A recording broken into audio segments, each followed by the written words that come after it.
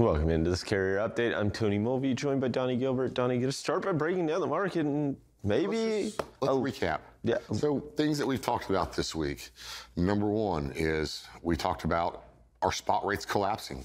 Yeah. We see them falling. We see our, we'll get to it here in a little bit, but our NTIs dropped to 222, and it shows the direction that rates are going.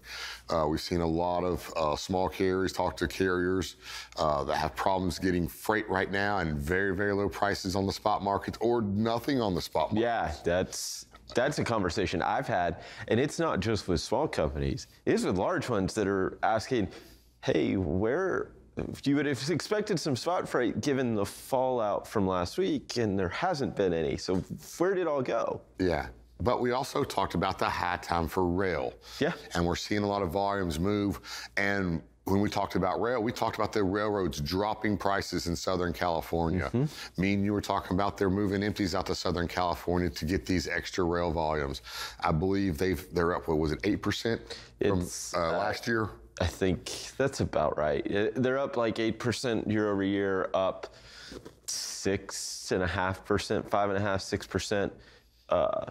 Since like September 1st, right? And I've used that as a proxy for growth when you look at what happened in the truckload market where we're down from September 1st. And that could be rail dropping their prices, grabbing some market share. Yeah.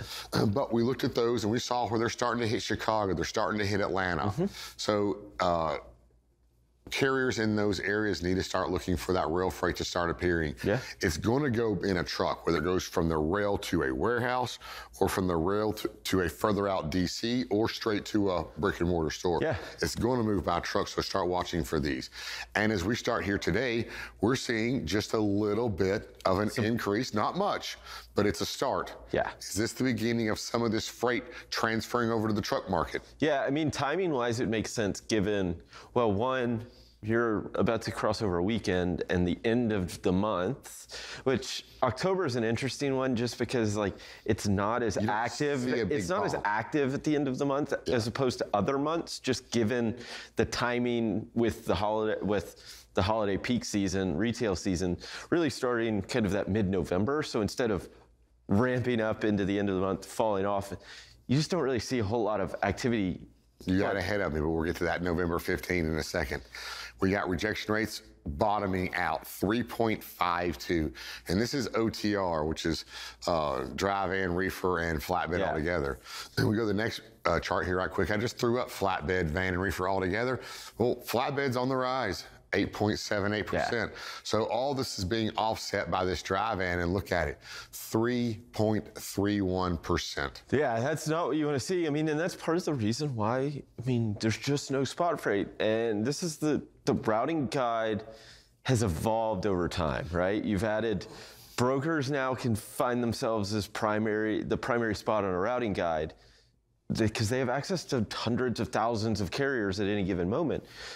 If it moves from there, or even if an asset-based carrier can't take, broker's going to take it because they're going to be able to find a truck, right? And you see the difference between contract and spot right now. Yeah. Brokers can do pretty well between if they have their own contracted freight, they can do very well with it, provided they're getting those volumes. Yeah, that's the kicker is do they have enough volume to offset? Because ultimately, if they're having to go anybody's having to go scour the spot market, it's incredibly difficult, both from a reefer perspective, because 6.3 is extremely low, right? It's become increasingly volatile, but it's still extremely low. But 3.31, I mean, rarely have we seen it lower. It was a little lower earlier in the year, but again, you are correct.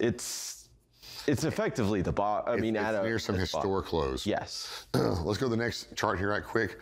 We're going to burn through the flatbed, but we see flatbed, it typically picks up here near the end of the year. Yeah. So it's kind of running seasonal a little bit early here, but when we get back here, we'll check into a little bit more.